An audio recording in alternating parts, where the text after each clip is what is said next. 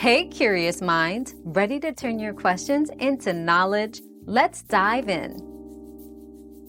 If your phone is working but the screen won't turn on, a few issues could be at play. First, check if the phone's battery is charged. If it's not a battery issue, a soft reset might solve the problem without losing your data. On many devices, holding the power button along with the volume down button for 10 seconds performs a soft reset. If the problem persists, the issue might be hardware-related, possibly requiring professional repair.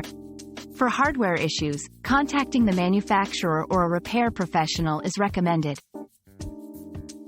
Your daily dose of discovery ends here, but the journey of learning never stops. Subscribe and join us again for more answers tomorrow.